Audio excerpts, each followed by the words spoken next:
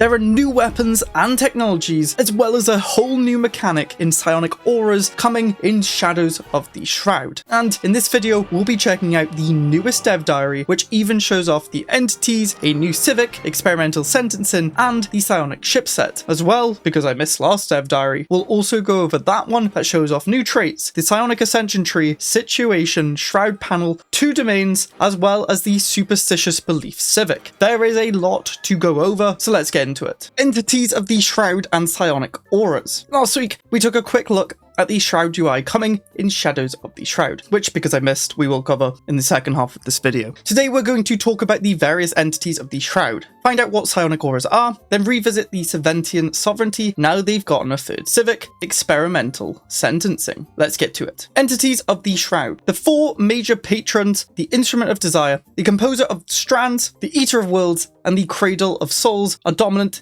in the Shroud, and navigating their domains is a major part of Psionic gameplay. The Instrument of Desire, a boundless urge to possess and indulge. Could this be buffing physical resources? The Composer of Strands, primal connection to the natural world, buffs natural resources and unity. The Eater of Worlds, an unending hunger that cannot be sated. This is gonna be killing things, we've seen that in the last dev diary. The Cradle of Souls, a welcoming vessel for communication and exchange. This is all about diplomacy and playing nice, as we saw in last dev diary too. They're not only denizens of the Shroud though. In each playthrough, you may meet 4 of 8 minor patrons. I think I predicted this back in 2 dev diaries ago, that you could get other ones. A sculpting presence, a sorrowed entity, fathomless being, an insurmountable one, a luxurious being, an enric entity, an unyielding one, and a restless presence await you. Each has their place between 2 domains, though the being you encounter may differ from game to game, so major RNG. I don't know if there's a way to manipulate that. I'm not sure how I feel about that, but hopefully they give some nice buffs. We have whispers in the Shroud, but to commune with the fathomless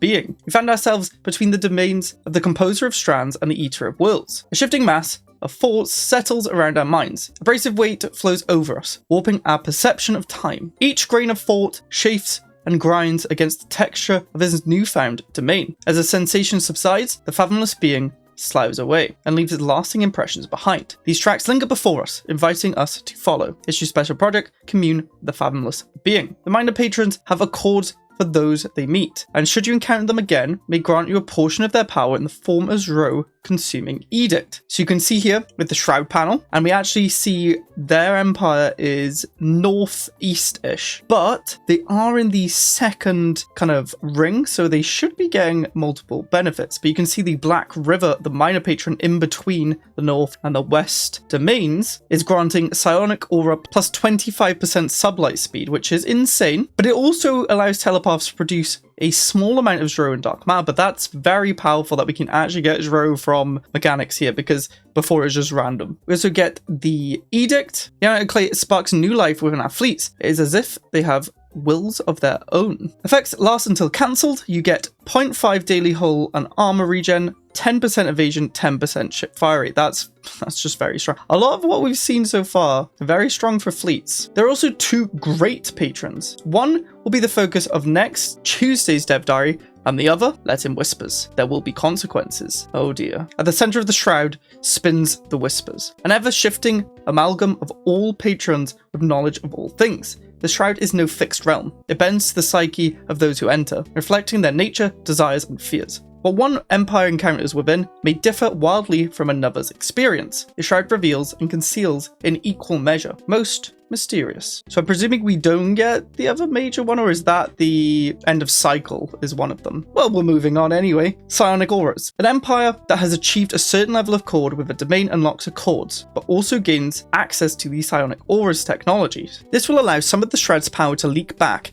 into corporeal reality, emitted from where your psionic population is concentrated. These auras provide passive benefits to you and your allies, and hinder your enemies. So it sounds like the more populated psionic planets will leak the auras, and they'll be good for you, bad for your enemies. If you haven't made a covenant with an entity, your aura will reflect the nature of the domain with which you have the greatest accord. Though If you're actively moving around the Shroud, it won't change more than once a month. Okay, so it updates every month tick. Upon forming a covenant or rejecting all covenants to forge your own path, Psionic Auras Intensification becomes available to research. We can see that tech, it's tier 2 or has a tier 2 symbol. Success chance when delving. Oh, you can actually buff it. You also get 2 features, Psionic Aura Spread and Aura Growth. Psionic Aura Intensification, rare tech. Psionic emanations from the Shroud long to expand. With a new understanding, an Empire's Psionic Auras can increase in intensity and spread throughout star systems, bringing benefits to allies and disadvantages to foes. Oops, it looks like they didn't crop the image correctly. You're indeed correct, because we have a leak of the new weapons coming, Psionic Disruptors and Zro Launchers. I'm presuming these will take Zro to build, kind of like how minor artifacts do that in Dark Man. But the Psionic Disruptors,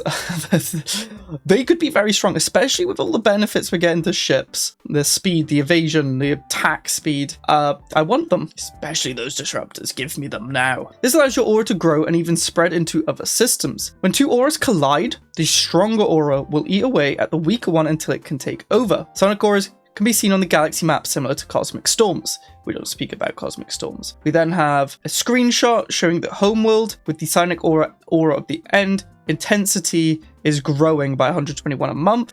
Maybe it moves over, or no, it go to high then. I guess moderate 600 out of 21. Wait, that's not one of the ones you listed before. Yeah, Aura of the End. So this is the end of the cycle. And it kind of looks like it's in the other systems too, but it's spreading from the main capital and on the other planet, because it's not in K-Hines, so it hasn't connected. And you can see it on the hyperlane as well. This kind of reminds me a bit of like religion/tourism from Civ. Interesting. Another mechanic to mess around, and it's like Storms, but you can control it, which is kind of what the issue was with Storms. If you're thinking about buying Shadows of the Shroud or Season 9, make sure to use mine or another creator's code or link. Mine's in the description and pinned comment, and it gives us creators a cut of the sale with no extra expense for you. You get a Steam code from the Paradox store that you can then use. Now, back to the video. Moving on to the new Civic experimental sentencing. Last Dev Diary, Svantian Sovereignty rejected the shackles of the Covenant. Again, we'll look at that later. Their neighbours, the Magar, aren't quite so lucky. They found themselves in Saventian shackles, as the Sventi took experimental sentencing as their third Civic. This is a big screenshot, so we'll break it down. Let's first look what the Civic does. Experimental sentencing. Judicial processing and thirst for knowledge share a single solution in this society. Working in utmost secrecy, researchers conduct harsh experiments on test subjects drawn from the criminal underworld. The occasional fatality is the cost of progress. Effects. Start with experimental testing situation, which grants technology insights upon completion. I like this Civic already. You can construct and start with experimental chambers. All non-machine slaves get access to the Orderlies slave job. Access to slave army abominations. Council position, experimental overseer. Per skill level, unity produced per 100 test subjects, 0.25. Test subjects lost in experimental testing situation, -3%. Available for commander, scientist, and official. You can't be egalitarian,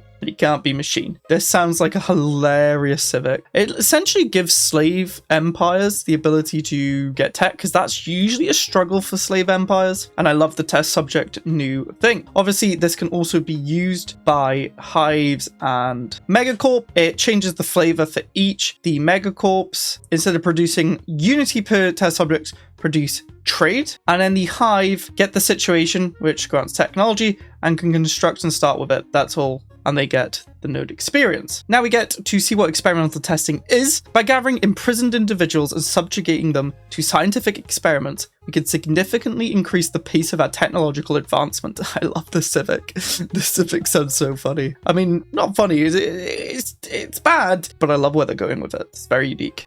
Current progress, 2.2 out of 60. Predicted next month, 3.3. with a plus 1.1. An outcome will be reached in 53 months. Current effects, test subjects lost in experimental testing situation plus 50%. So as the situation goes up, I'm guessing more get lost. The more you have as test subjects in the experimental chambers, the quicker that will go. I don't know if it's planets limited.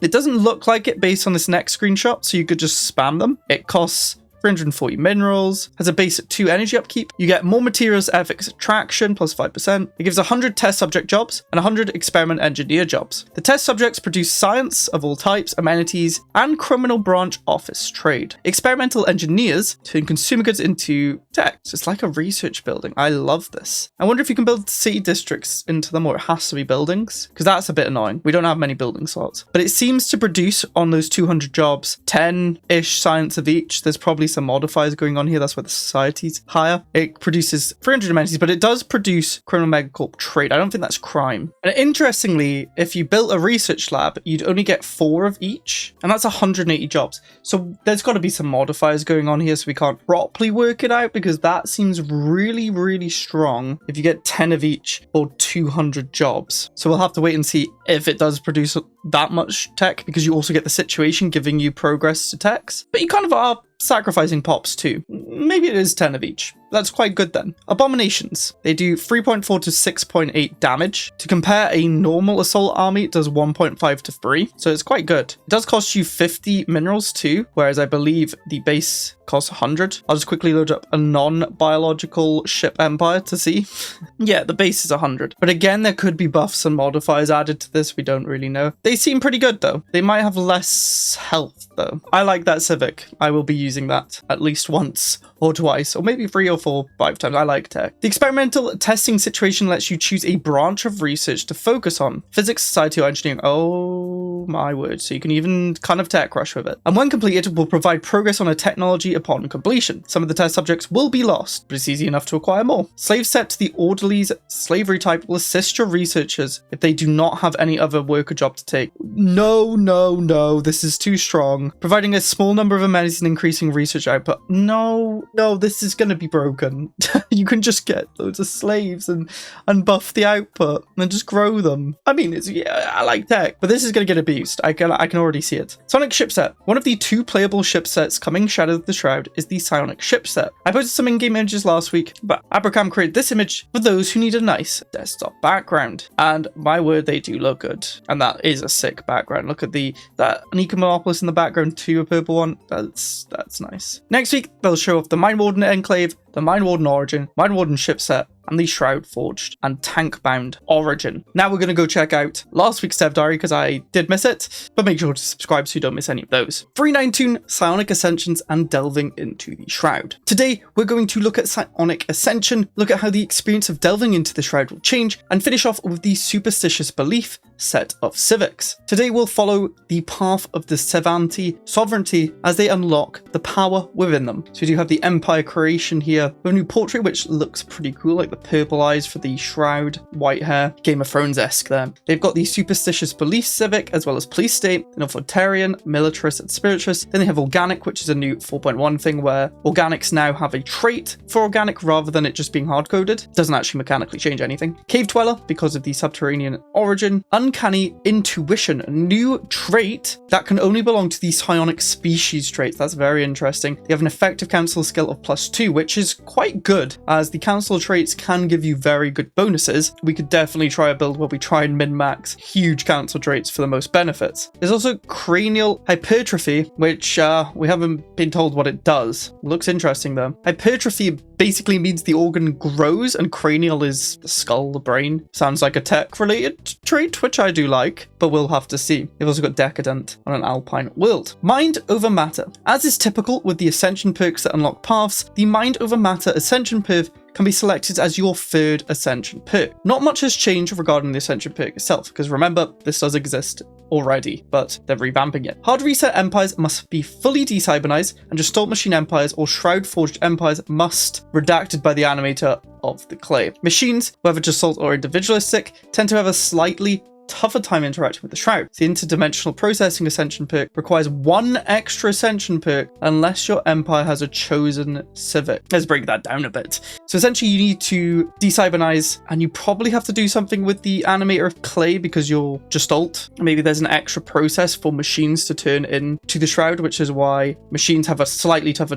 time. And then we get a GIF that shows both images. One for the interdimensional processing. A calculation potential is limited when constrained only only to the 3 physical dimensions. There's more to be gained by reaching our network into these spaces beyond the void. Gain access to tradition tree psionics, unlocks agendas, mind over matter, which grants psionic technologies as research options, then requires an available tradition slot. So it seems you don't need 3 of those, potentially, but you do need to waste an ascension perk for that. So machine squid psionics is not that good unless it gives you more benefits, because then you need mind over matter, but only a fraction of the potential contained within our minds has been unlocked. The latent psionic abilities of our species are now beginning to manifest in certain individuals. Gain access to tradition tree psionics, unlock agenda mind over matter, which grants psionic tech as research options. Wait, no, this means that you need an extra one before you can take it, so you don't take both of them, because you also unlock the same things. You need an extra ascension perk, so 4 before you can take it, potentially? It doesn't really say. The Psionics tradition tree requires psionic theory, which the mind over matter agenda can grant as a permanent research option. We then do get a look at all of the effects, so we'll go through them. Psionics, we shall unlock the power within the Savantian mind. Adoption effect, we unlock the agenda psionic supremacy, which we don't know what it does yet. We'll start a situation to grant the founding species the psionics trait. When you finish, you get the edict sight beyond sight, you get 10% less empire size effect and an ascension perk. So it looks like we get a situation similar to the previous revamped ascensions, but it does seem like we only get 1 path or 1 tradition. There's no like 3 different ones, but we'll have to see. First up is Psycorps. The Psycorps, like an ever-vigilant eye, will peer into the minds of our citizens, defending society from those who might do it harm. Effects. During Psionic Ascension, unlock Situation Stage 2 and lets you build the Psycorps. So to progress, you're going to need to grab that tradition, it seems so. Then have the middle one, the Great Awakening. The eye that pierces all veils is closed. Only with great effort can it be opened, and our true power awakened. Effects, during Psionic Ascension, it will unlock the Situation Stage 3, so you'll need that as well. At Stage 3 of Psionic Ascension, all latent psionic species will unlock their full psionic potential. After Psionic Ascension, allows psionic assimilation of other species, unlocking their latent abilities. So you'll be able to psionically assimilate species that enter your empire, which is pretty good because I don't think we had that before. On the right, with Clairvoyance, by learning the manifold practice of divination, our telepaths can unshroud like the mysteries of the future. During Psionic Ascension, situation speed. So if you want to finish the situation quickly, you're going to want to get a lot of unity. After Psionic Ascension, you get sensor range from your psionic commanders. You get base intel, code breaking, and encryption. So it's kind of revamped to what it kind of was like before. I do like the sensor range though. It gives Psionics a bit more military benefits and they can kind of sense things coming. Makes sense. On the left, we have telekinesis. Bear in mind, it looks like you can, once you've got the middle one, you can go left or right. The ability to move matter with sheer force of will transforms the very nature of our existence. During Psionic Ascension, situation speed of plus 5%. After Psionic Ascension, your psionic pops get more habitability, which is new, and happiness. So just a flat 10% over all psionics. That's pretty nice. That results in some more pop growth, efficiency from jobs, etc. Then the bottom, you need all of the ones above before you can grab this with psychonometry. All things are charged with history. To hear it, our hands must learn the language of matter. During the Psionic Ascension, the situation speed goes up. So again, I would try and rush this as quickly as possible so you can finish the situation. After Psionic Ascension, you get -5 crime from telepaths, more job efficiency for psionic specialists, and galactic history specimen output plus 25%. Utilizing their other DLC that Akron made. This doesn't really matter too much unless you're going massively into specimens or massively late game, because you can get good modifiers that apply percentages. It's okay. The 5% efficiency is quite nice, and the crime, I guess, will help maybe. Much like how we've improved the other ascension paths, taking the tradition tree will begin a situation that tracks your progress through ascension and explores the societal ramification of such change. Psionic Ascension. Since time, immemorial tales have flourished as Savanti wielding extraordinary powers, invading other minds, lifting heavy objects with merely a thought, or performing all manner of their supernatural feats. Now, our scientists have obtained conclusive proof that certain Savanti are truly capable of such acts of the mind. As of yet, only a small minority of our species has manifested these psionic powers. The power seems key to achieving our fullest potential if these latent abilities can be unlocked throughout Savanti society. We can begin to master dimensions beyond ordinary comprehension, a glimpse perhaps of the future that awaits us. It modifies the pops, adding the trait latent psionic, and it unlocks the Shroud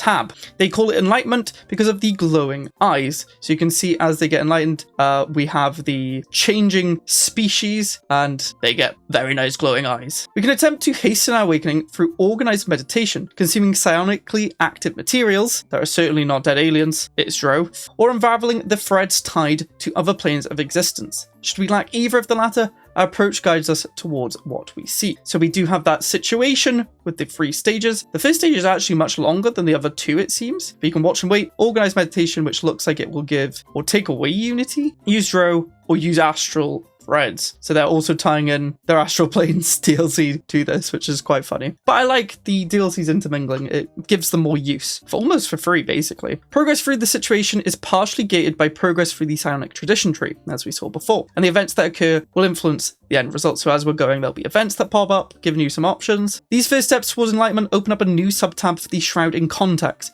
That is admittedly pretty empty right now. Our position within the Shroud is slightly offset based on the nature of our empire and the acts that have impacted our collective soul. So you can see here, the Shroud panel, we are slightly up and to the left, which has been impacted by decisions that have been taken or your empire ethics, which is pretty cool. Like, this is a very unique mechanic, and this is where a lot of, I think, the gameplay is going to come from, this Shroud panel. Obviously, you can delve, but we can't yet. There's unknown domains, dominions, technologies. It looks very nice. Acts of the physical realm reflect and ripple through the immaterial. To have material manifestation, psionic ascension, while experimenting with new psionic techniques, we observe unexpected materializations during group meditation, narrowing our collective focus on a single point in space, resulting in the fleeting appearance of strange and remarkable objects. The psychic toll involved is significant, but it's possible we could direct these efforts into manifesting objects to fit our purposes. Where these objects come from and what consequences may result are unknown, and we can get some unity from that, and it will affect the outcome of the Psionic Ascension. So there's going to be whole tables of clicking buttons to get certain outputs. I can't wait for that.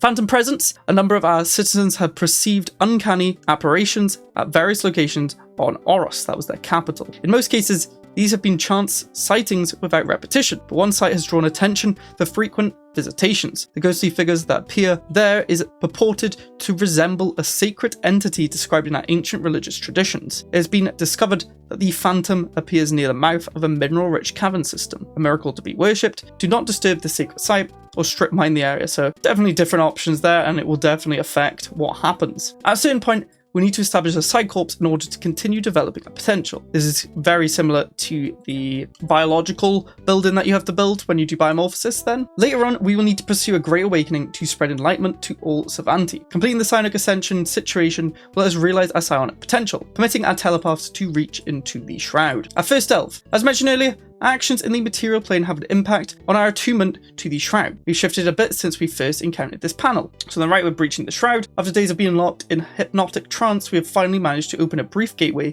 into the Shroud. Now we can see this realm with greater clarity, resolving patterns from the swirling mass. Our actions influence its shifting flows of psionic energy, and formless entities gaze back on us from the other side, sometimes with curiosity, sometimes kindness, sometimes with malice. A psionic mastery in the corporeal realm was only the beginning. Now we have established an initial psionic link. We can combine our cognitive powers and delve into the Shroud. So once the situation is done, we can breach the Shroud, the teleports are ready, and we have shifted to the top right, so that's influence based on the events that were happening. Our eyes open. It's time to delve into the secrets of the Shroud and commune with the entities therein. Piercing the veil and reaching into the Shroud is no trivial matter. It can take years to recover from such an exercise. In mundane mechanical terms, delving starts with a 5-year cooldown, but this of course can be modified in many ways. There is no longer a material cost, okay, so you trade that energy, time. Don't know how much I'm a fan of that, because it seems like a lot of the mechanical strength of psionics is the Shroud, and it's got a hard limit,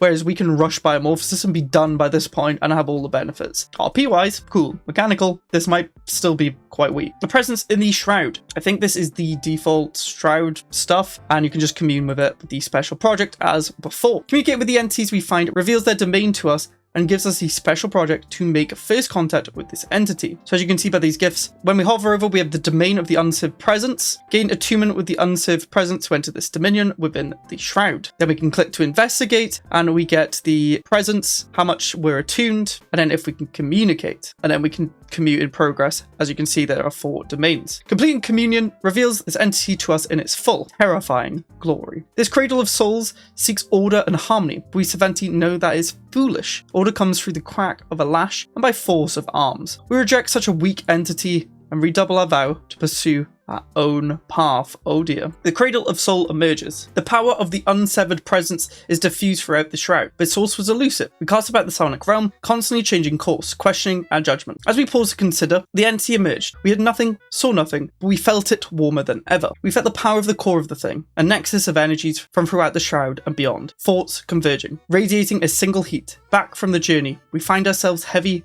with quietude. The wishes of the entity are clear to us now. We know its vision of order and harmony. Once our telepaths have recovered, we can reach out and commune with this being, the Cradle of Souls. So we can grow ever closer, much to consider, which is probably like we'll think about it. No, not this. So we'll lose significant attunement with the Cradle of Souls. Reveal the Cradle of Souls in the Shroud. So we've moved all the way to the left, but we can see what the Cradle of the Souls has. So we got minus 300 out of 1000 because we said nope.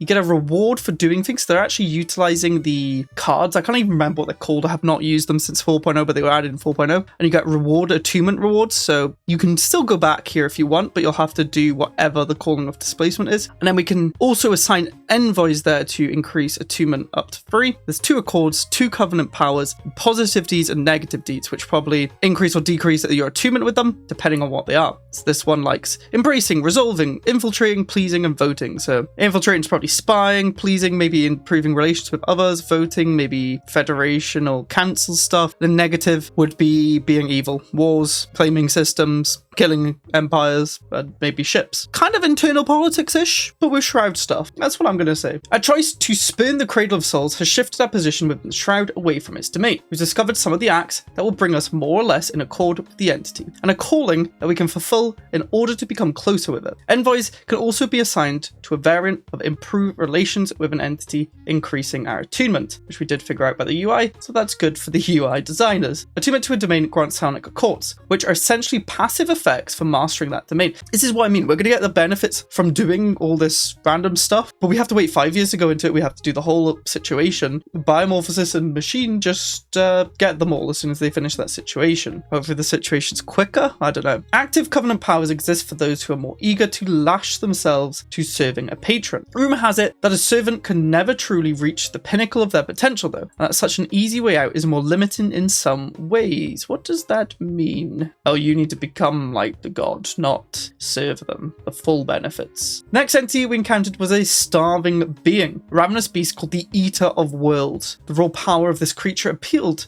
to the Savanti. I wonder why. Because they're evil. It's got 2 screenshots here. The first, the Eater of Worlds emerges. Probing deeper into the Shroud, we come within reach of the starving being. It rumbled with a hollow veracity, forever feeding and never sated. Our exploration signals were met with belches of fire and ruin. Its seeming indifference to our understanding was suffocating. Eventually, the thing grew impatient. A ferocious roar encircled the minds of our telepaths. In resonant heaps of debris and corpses, it laid forth a martial destiny of dreadful splendor. But suddenly, as it began, the noises ceased. We're left with an aching hunger. The will of the entity is clearer to us now. We know its vision of violence and glory. Once our telepaths have recovered, we can reach out and commune with this being, the Eater of Worlds. Same as before, you can embrace them and gain attunement, which they do. We can see a similar thing here, but you can see the theming's very different. We have Calling of Arms for more attunement. We actually get to 350 out of 1000, and we can see we have moved further that way. And because I guess we're in that circle, as you can see it's split by kind of like 2, we're in that half, we get Frenzy, an accord that gives army damage 50% and ship fire rate 15%. Okay, those bonuses are very good.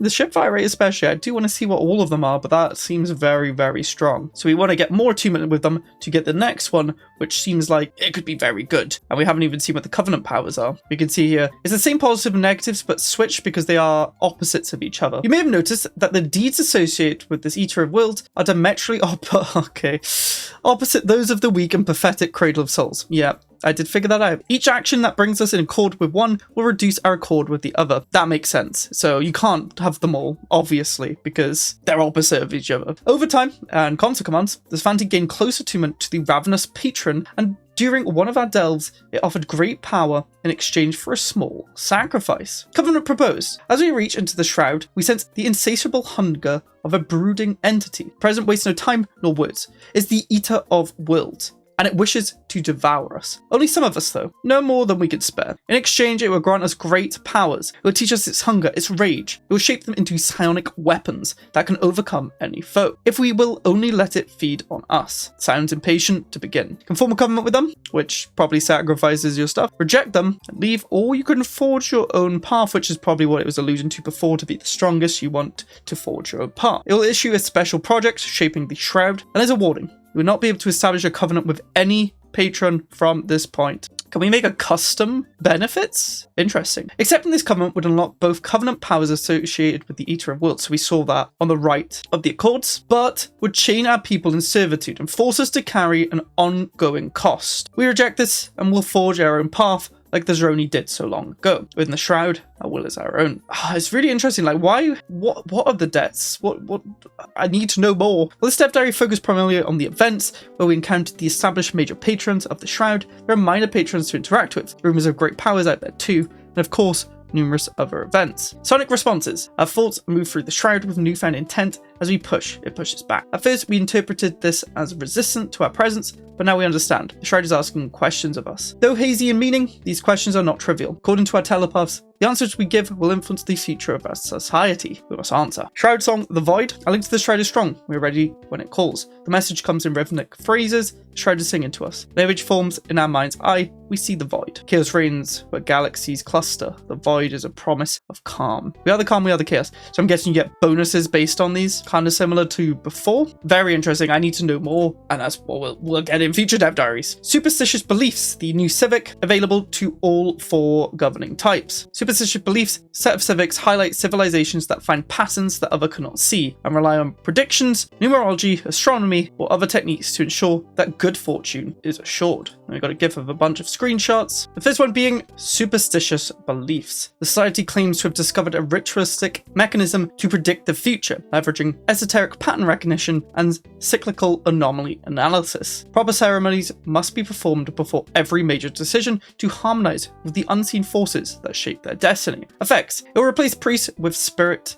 mediums and high priests with high astrologists. It enables galactic dowsing, which dowsing is the act of using those 2 sticks to try and find oil, which didn't really work. Every 13 years, the cycle changes. 13 years. It's unlucky, isn't it? 13? Fortune events will periodically benefit or impair your empire. Okay, so it's just like you could get massive bonuses, you could get massive negatives. It's the RNG Civic. Council position. Chief medium. Empire effects per skill level. Upkeep for bureaucrats reduced by 3.13. Yeah, they're all like 13 or 3s. Council agenda speed plus 1.3%. That could be nice for the leveling and stuff. And negative cycle events minus 13%. So you're less likely to get negative cycle effects. That goes crazy per skill level, 13%. So if we get level 10 and a few council effectives, you get a lot of negatives, so you only get positives. So you want this position then, and level them up. It's available for your commander, scientist, and official, and you have to be some degree of spiritualist, can't have death cult, and you can't have cybernetic creed, and you cannot add or remove this after the game has started. The next civic look is Fortune Enterprise, which is very similar. I believe this is the Megacorp version. Yes, this corporation claims to have discovered a ritualistic mechanism. It's pretty much the same, but it changes some of the flavor. The priests replacing our fortune tellers and fortune brokers instead. The only different is it's called a executive astrologist. The upkeep's the same, the speed's the same, but instead of reducing negative cycle effects, it increases positive cycle effects.